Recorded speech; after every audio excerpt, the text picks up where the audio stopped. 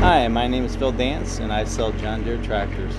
One of the most often raised questions I receive from customers is whether or not the John Deere 1025R tractor is powerful enough to get those major jobs done around their home. For the next couple of months, we're going to be exploring that question by shooting a series of videos that will demonstrate some of the capabilities of the John Deere 1025R tractor while using various John Deere and Frontier line implements. Today we're featuring the Frontier AV20F Root Grapple, which is mounted on the John Deere 120R loader. At the end of this trail lies 2.5 acres of land we started clearing during the time of COVID. Unfortunately, due to the high cost of inflation, we decided we were going to put this project aside for a little while, and nature, doing what it does best, took the land back. You can see there are quite a few fallen trees, stumps, saplings, and thick brush. The land is situated in a rural setting between a state highway and a country subdivision. Most of the trees on this property are cherry and oak, but we also have a lot of scrub trees like sassafras and those nasty thorn trees which will pop a tractor tire in a minute. Most of the wood we stacked up in piles and have been using it for the past couple of years to heat our home, as we have an outdoor wood burning furnace. As with everything, there is a learning curve period involved. Kind of late in our initial clearing stage, we found out how powerful the tractor really was. Instead of cutting down tree trunks to 20-inch lengths and loading them on a pickup truck and taking them to our barn, we found that depending on the tree, we could lift the entire trunk, load it on a flatbed trailer, transport it to our house where we could cut it up at the same time and stack it in the barn, saving us a ton of extra labor. For today, our goal is going to be to reestablish the road that we once had so that we can haul the wood off the land again. In order to accomplish this, we're going to use the grapple to pick up and stack some of the remaining tree trunks that were left from the prior clearing. And we're also going to use the grapple to clear the brush and pop out some of those saplings that have grown up since then. And then for the end today, we're going to do some preliminary grading and back dragging with the grapple as well. One of the first things we're going to do is demonstrate the heavy lifting capabilities of the tractor with that grapple. Now, before we get too far into this video, I do want to point out a couple of things. First off, you're going to notice that I have removed the rollover protection from the tractor, and this is something that you definitely should never do.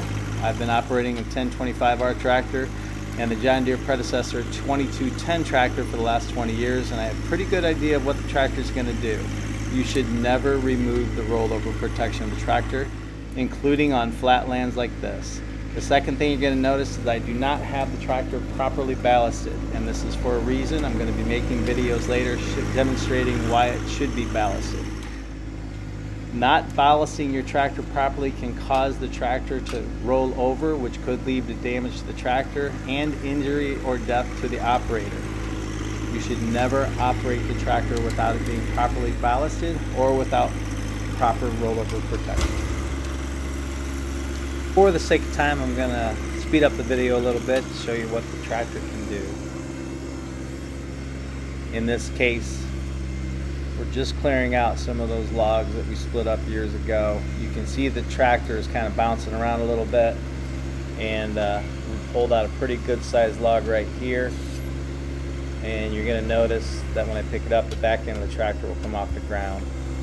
In future videos, we're going to demonstrate how ballast will affect the tractor, and it'll allow you to lift heavier loads and how to carry them safely. One of the things you're going to notice is as I am lifting those heavy logs, I am keeping them very low to the ground. You're going to notice that as I pick them up, I don't want to have them up above the hood. I keep them very low. That way, if I start to lose balance, I can slam the load down. It doesn't have to travel as far. This does keep me a little safer. You can see back there that just one of the tires just lifted up in the air. And by the way, if you don't ballast your tractor properly, expect to buy a bunch of new front tires for your tractor. When you ballast your tractor properly, 60% of the weight should be on the back of the tractor. If you don't do that, the front of the tires are going to bear most of the weight of the load, and that's going to cause the sidewalls to break down, causing them eventually to pop. You're going to see a pretty good example of why that happens here in a second. You're going to see as I turn the corner, the entire tractor lifts up and almost all the weight is on the front left tire, and that is going to break that sidewall down. By the way, I learned the hard way on this. I had a John Deere 2210 tractor for 17 years, and I went through 6 sets of tires on that tractor because I had no idea what ballasting was about before I started selling tractors for a living.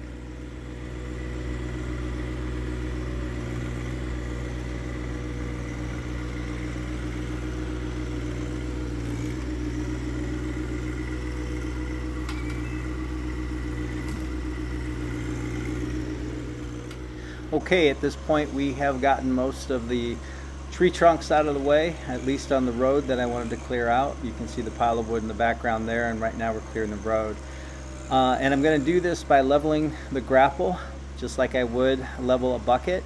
And I'm going to use the front teeth of that grapple to kind of dig up underneath the roots and the brush, and that'll help me also pop out some saplings. And what I'm really looking for right now is I'm careful to look for those smaller stumps that we left in the ground. Typically I'm gonna cut a stump and leave it at about 3 feet high. Unfortunately, some of the stumps that we cut were at about 6 inches high. And that can damage the undercarriage for my tractor, which will support my 60-inch mower deck that I use in the summertime. So I'm really careful to look for those stumps at this point. The 1025 tractor is a very powerful tractor, and if it comes in contact with one of those stumps, it's going to bend the frame, and that's going to be a costly repair. You can see that I'm just kind of gingerly working my way into the brush, backing up, taking a look around, lifting up those piles of brush, and then taking them to a common place so that I can dispose of them later at this point. One of the things I really enjoy about this grapple is it's extremely easy to use. The controls are very intuitive. You have a thumb control that's built right into the joystick handle, and that makes it easy to open and close the grapple. It is powered by a third function valve, and once you press the thumb controls, it will divert the power from either the lift or curl function, and that will allow you to open and close the grapple. On my tractor I used the John Deere third function valve, and I had a certified technician install it on the tractor. The nice thing about having it done this way is that when he was done, I had a professional looking tractor, and I didn't have to worry about controls that were zip tied to the side of a joystick that were falling up and down, or they were being exposed to the elements and going bad the first time that the rain touched them. It takes our technicians about 6.5 hours to install the valve on an open station tractor, and it takes about 10 hours to install it on a cab tractor. They literally take off the side of the tractor from the front to the back to replace the lines and make sure that everything is installed properly. There are actually 2 kits that have to be installed on the tractor. The first is the valve kit, the second is the hose kit that's going to go down the loader boom out to the bucket so that you can power the grapple or whatever third function implement that you have on it. Right here you can see a pretty good view of the hard lines coming down the end of the loader, and you can see the hydraulic couplers where the hoses are fed out to the end of the grapple. Now I have seen a lot of other third function valves out there from some aftermarket suppliers, and quite honestly you're going to get what you pay for. Just a quick story on one of those aftermarket companies. The very first customer I sold the grapple and third function valve to was Randy. And Randy literally was one of the first people in the country to order both the grapple and the valve. In fact, I think his serial number on his grapple is like 003. When we ordered the valve, we found out that due to some early production issues that Deere was having, that valve wasn't going to be available for another 3 or 4 months. Randy's a pretty tech-savvy guy, and he spends a lot of time looking at these things online, and he was able to find a third function valve from an aftermarket company that we could actually get our hands on and supply as they were one of our vendors. When I went online to order the third function valve, the very first thing it said at the top of the order form was caution. This valve will not provide relief to the tractor. This meant in high pressure situations the valve could actually damage the tractor or the grapple or both. I took a screenshot of that order form and I sent it off to Randy, and he decided it'd be best just to wait for the new valve to come in. Once we got that in, we installed it, and Randy was very happy that he had waited. So the question is, why would you install a John Deere valve if it's cheaper to go with an aftermarket product? And there really are a few good reasons why you should. The first is the warranty of the tractor. Installing an aftermarket part on your tractor could possibly void the warranty, and if you just paid $25,000 for a brand new tractor, I'm sure you aren't going to want to see that warranty voided the first time that you use the grapple. Second reason is because the part itself will be warranted as well, along with the workmanship that was used to install it. If you go out there and look at some of these warranties on those aftermarket parts, I've seen warranties that are 90 days if you use one of their grapples, and it's 30 days if you use a different grapple than what the manufacturer of that third function valve prescribes. And if that's not scary enough for you, if you install that part yourself, there's a good chance that you're also going to void the warranty of the part because you might not have installed it properly. And the people that decide that is going to be the manufacturer. And the last reason I'm going to do it is because if I'm purchasing a brand new tractor, I'll have the opportunity to roll that part and the installation of that part into the loan. And right now, most of the loans are really low cost rates, sometimes even at 0%. And if I'm able to get that kind of a rate, then I'm kind of silly not to do it. At this point, you can see that we're reestablishing that road. I've cleared off most of the bushes and the undergrowth and some of the saplings that used to be in front of that camera there. And all I'm doing right now is leveling off that grapple and just pushing out into the field where that road used to be. And the grapple is kind of collecting all that brush and all the undergrowth at this point. And as I turn back around here, you're going to see how it's already cleared off quite a bit. And I'm just going to keep driving back and forth on it until I get rid of pretty much all the undergrowth. With each pass I make, you're going to see that I'm going to have a grapple full of grass and debris, and I'm pretty much putting that into a common place that I'm going to probably burn later when we have some rains in the spring and things aren't as dry. Now you're getting a really good view of the type of job the root grapple does. You can see that we're pretty much down in the dirt and we're ready for our next steps.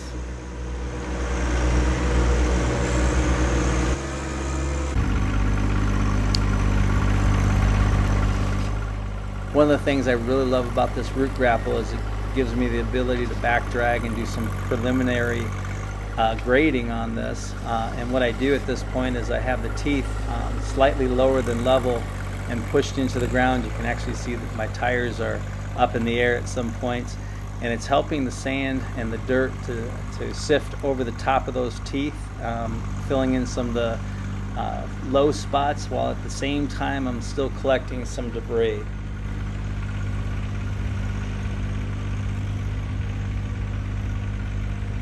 Now I'm going to speed up the video a little bit to give us a chance to see how well this grapple does in both grading and back dragging, and you're going to see what a difference makes in a very short while.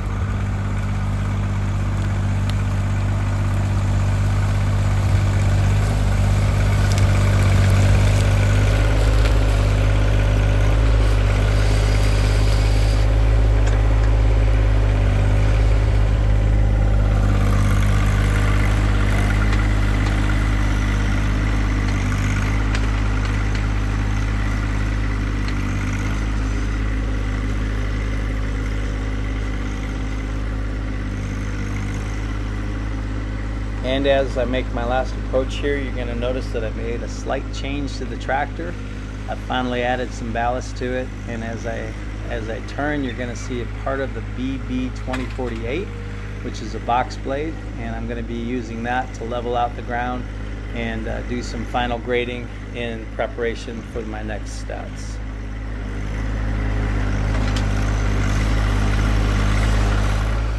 And you're even going to see here that the root grapple is going to allow me to get this little sapling out of the ground. It's pinching down and it's going to pull it right out. So at this point we've pretty much called it a day. You can see that we've reestablished that road, which I had hoped to get done that day. In total I worked about 4.5 hours, including a couple breaks along there.